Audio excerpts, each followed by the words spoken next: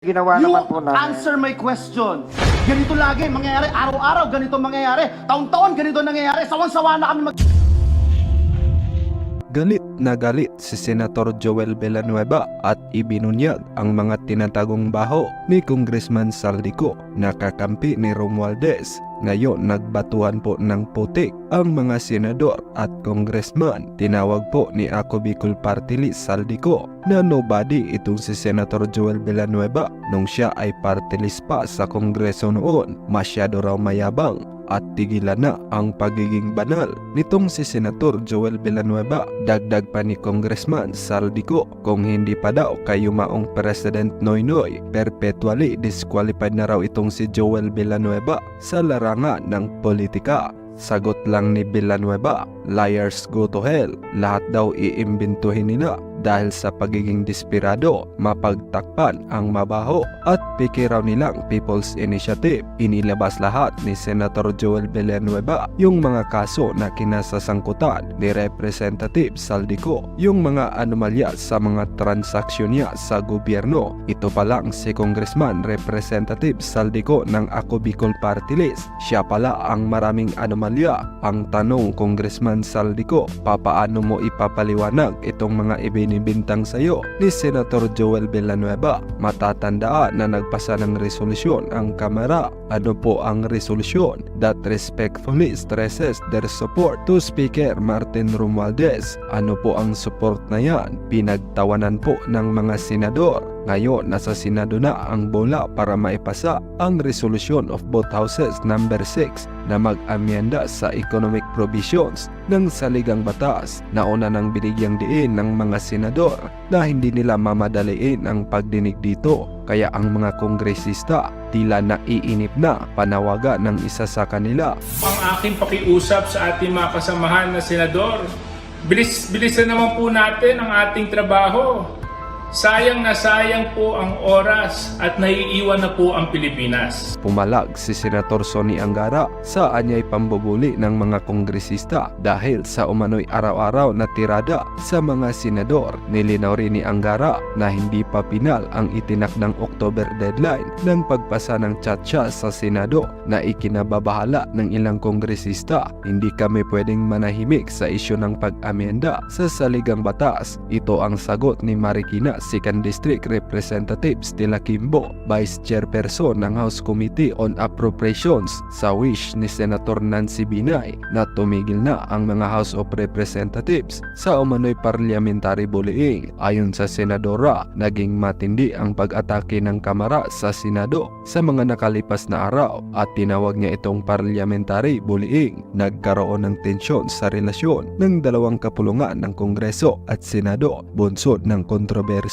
na People's Initiative Campaign. Lumawig ito dahil sa palitan ng sagot ng mga miyembro nito. Sinabi ni Pangulong Bongbong Marcos na interesado lang siya sa usapin ng tsa-tsa kung ang mga probisyon na may kaugnayan lang sa ekonomiya ang babaguhin. Sinigundahan niya ng pinsa ng Pangulo na si House Speaker Martin Romualdez. Sa isang pahayag, muling iginiit ni Romualdez na hindi nila itinutulak ang anumang pagbabagong politikal sa ating konstitusyon. Matatandaan na hinamon din ni House Speaker Martin Romualdez na patunayan ni na dating Presidente Rodrigo Duterte at Davao City Mayor Sebastian Duterte ang mga aligasyon laban sa Pangulo. Paglalarawan ni Romualdez, budol-budol ang sinabi ng dating Pangulo na kasama si President Marcos sa drug list. Masipag din daw ang Pangulo na taniwa sa sinabi ng nakababatang Duterte. Dagdag pa ni Romualdez, noon naman daw sa panahon ng mga Duterte ay iginalang sila, kaya sana ay igalang din ang presidente at ang kanyang pamilya. Sa malaking away na ito, sino nga ba ang kakampihan ninyo?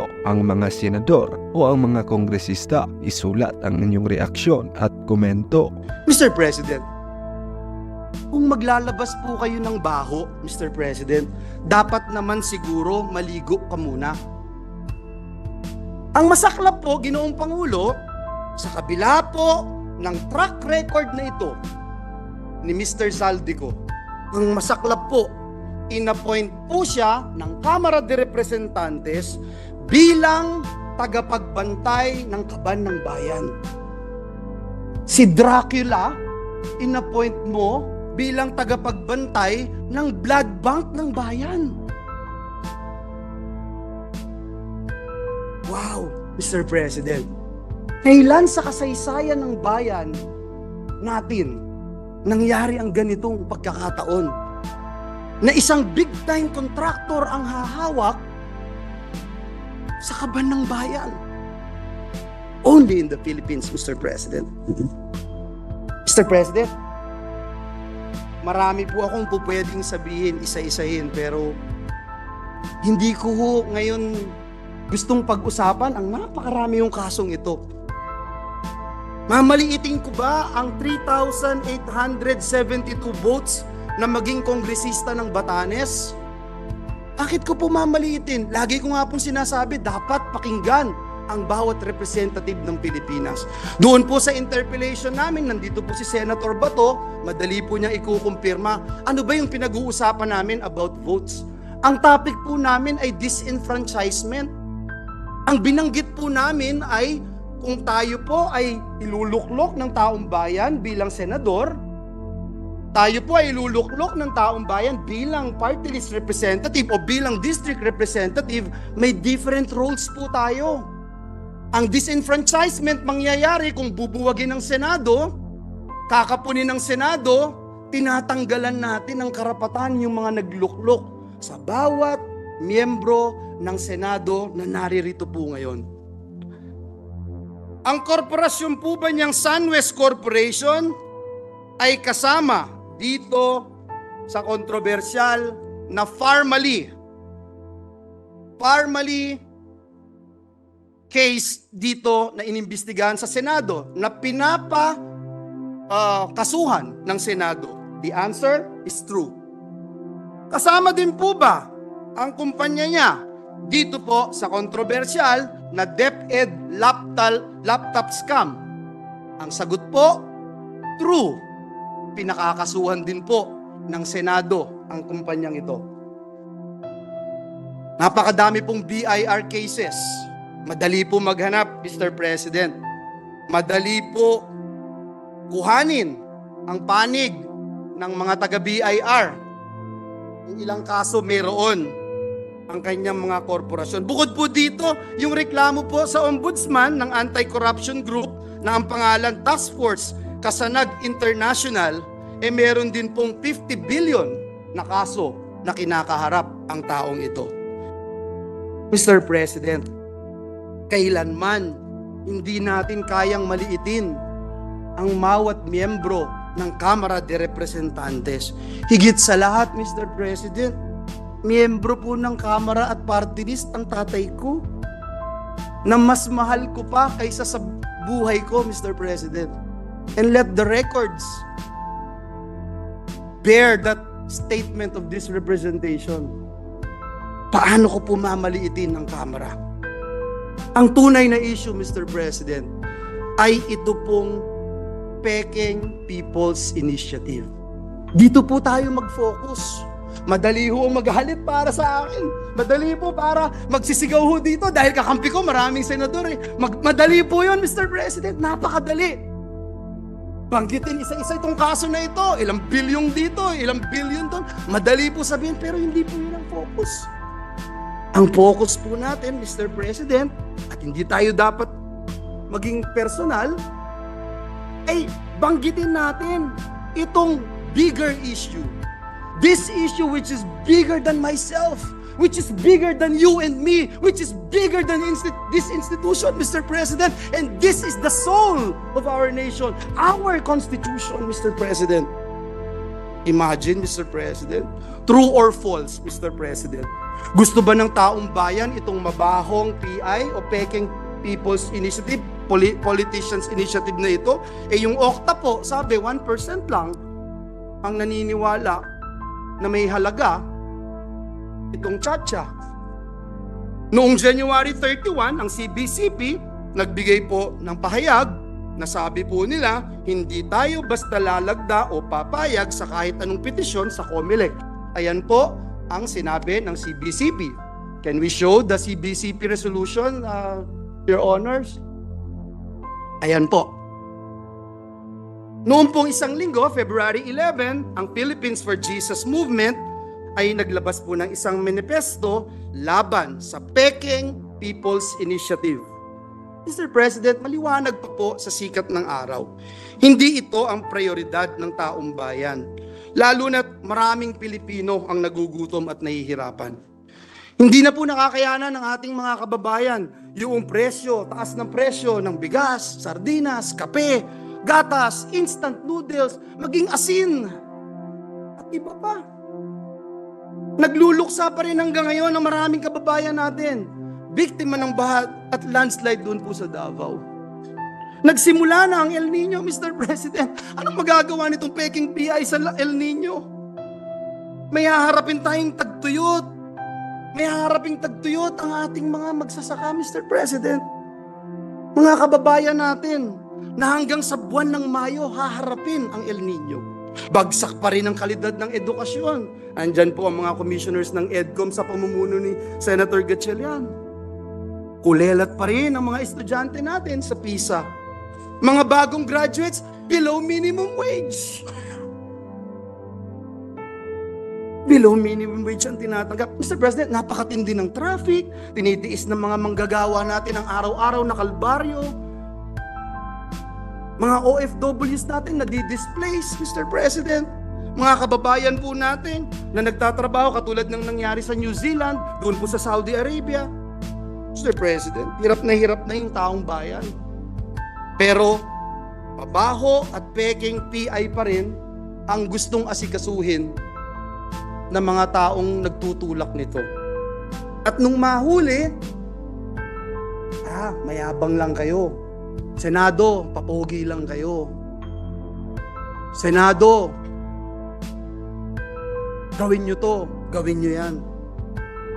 Mr. President, ano ba talagang layunin ng mga taong nagsusulong ng Peking PI? Tanggalin ang Senado sa napakahalaga at napakasagradong proseso ng pag-amyenda o pagrebisa ng ating Constitution. Is this true or false? True, Mr. President, ang sagot. Iyan po ang nakalagay sa pinapipirmahan nila. Mr. President, may nanununog ng bahay natin, nahuli natin, may dalang sulo, sinusunog ang ating mga poste ng bahay natin, at nung mahuli natin sila, sa halip na magpakumbaba, sa halip na aminin na sila'y nagkamali, sila pa po ang galit, Mr. President. Sila pa po yung nambubuli. Nung mahuli po natin, ayaw pa rin pong umamin sa kanilang kasalanan. Sa halip po, minumura tayo, tinitira tayo ng below the belt, kesyo pangit tayo, mayabang tayo, etc. Sila pa ang galit at sabi pa sa atin, hoy, pagluto mo pa ako. Hoy, next week, ipasa mo to. Mr. President, hindi ho punching bag ang Senado. Naniniwala akong hindi tayo papayag maging punching bag, Mr. President. Sa mga kababayan po nating nanonood ngayon, sa mga kababayan po nating sumusubaybay, kapag nangyari po ang gusto nilang pagbabago sa konstitusyon, mababaliwala po ang inyong Senado. At mas magiging madali ng magpalit ng konstitusyon kaysa magpalit ng pangalan ng kalye. Ito po ba ang gusto natin dito sa Pilipinas? Uulitin ko po. Gusto nilang buwagin at tanggalin ang boses ng Senado samantalang hindi mabilang ng mga landmark legislations na tinrabaho ng mga miyembro ng Senado. Uunahin ko na po kayo, Senate President, yung Bangsamoro Organic Law. Kung wala po kayo, hindi ko kayo nagsulong nito, hindi ko magiging batas ito. Si Senator Loren Legarda, kung hindi pinangunahan itong Clean Air Act, Clean Water Act, Ecological Solid Waste Act, may mangyayari po kaya? Si Senator JB, kung wala, may Universal Healthcare Act kaya? Let me set the record straight, Mr. President. At para po mas madali, true or false na lang po tayo sa mga paratang ng pinuno ng pinakamakapangyarihang komite sa Kamara de Representantes, ang may hawak ng budget, ang House Committee on Appropriations, na walang iba kung hindi itong party list representative na Zaldico. Unang paratang po sa atin, Ginoong Pangulo, may kaso daw po tayo sa Ombudsman. True or false? Ang sagot, false. Ang pinag-usapan ng gawa-gawang reklamo noon, isang sulat po na mula sa ating opisina. Ito pong gawa-gawang reklamo noon ay katawa-tawa sapagkat ang ginamit po, kung po pwede po nating ipakita, na font ay Comic Sans. Yan po ang ginamit na font, pang-comedy po. Ang letterhead po na ginamit ay Buhay Party List. Mr. President, the last time I checked, ang tatay ko po, hindi po si Brother Mike Velarde. Ngunit mahal ko po siya.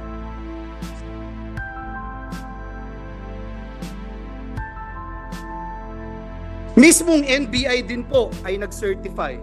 Forge, peke, ang pirma ni Joel Villanueva. Sana po maipakita natin sa screen yung pong mga binanggit ng representasyon na ito.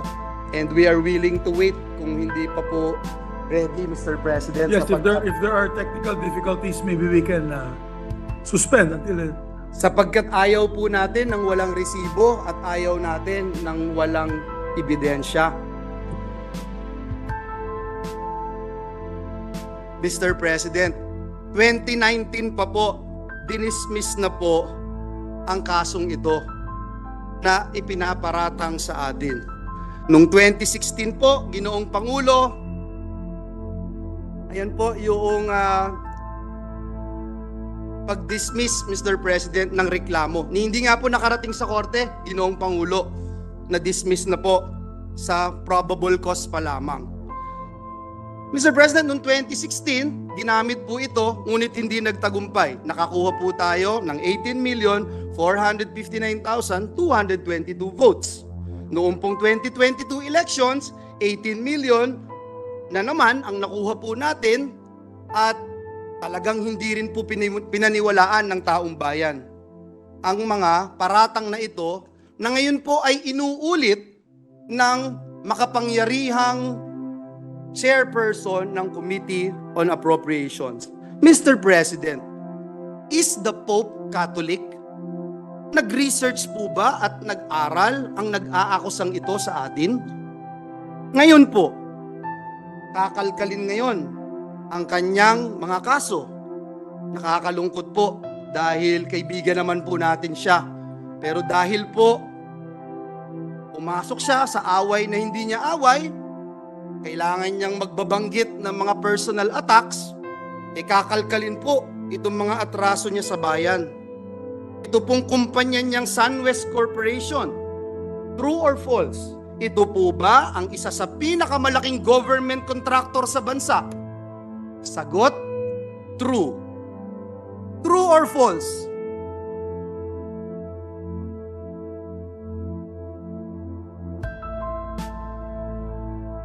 Si Senator Risa, kung wala, may expanded maternity leave law kaya?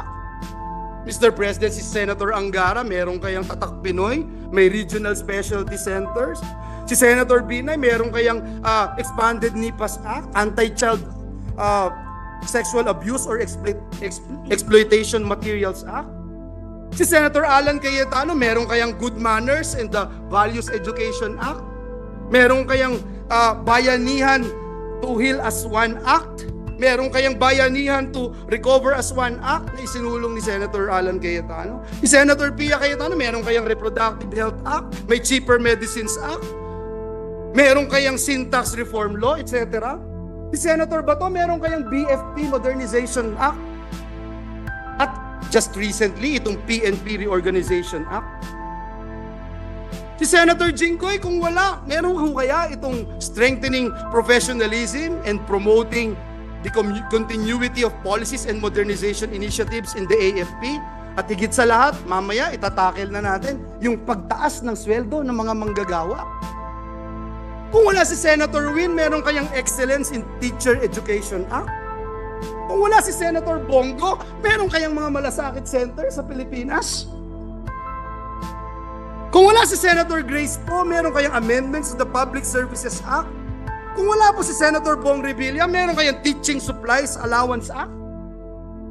Wala si Senator Tolentino, meron kayang resetting itong mga nangyaring kailangang eleksyon at itong mga paglilitis at pag-iimbestiga ng Senado sa mga anomalya na nangyayari sa ating bayan?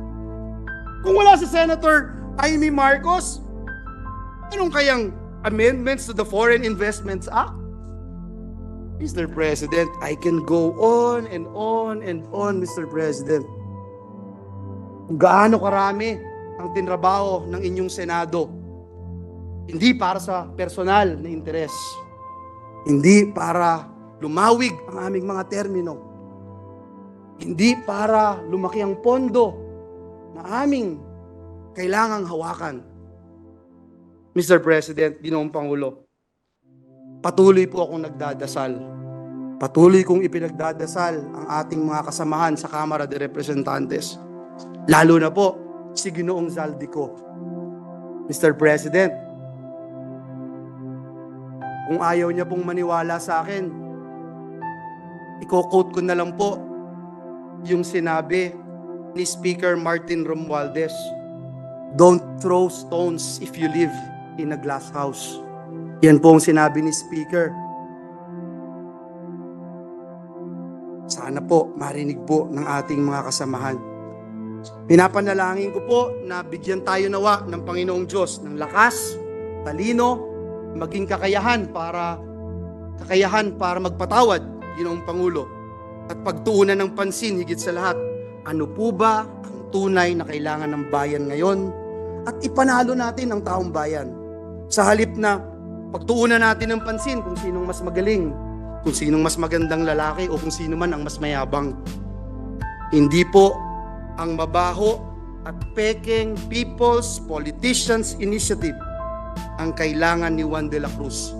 Sa tindi po ng kahirapan, sa tindi ng traffic, sa tindi ng gutom, hindi po PI ang kailangan. Ang kailangan po, Mr. President, ni Juan de la Cruz ay pambili ng gamot. Kailangan po niya ng pagkain sa hapagkainan nila. Ang kailangan po niya ay dekalidad na edukasyon. Ang kailangan po niya ay trabaho at magandang kita. Nawa, Ginoong Pangulo, matuldukan na ang mabaho at pekeng People's Initiative. Marami na pong nagawa ang inyong Senado, pero kulang pa. At alam ko po, bilang miyembro ng institusyong ito, na marami pa tayong magagawa para sa bayan. Kaya magtrabaho po tayo. Maraming salamat, Ginoong Pangulo. Mabuhay ang Senado ng Republika ng Pilipinas.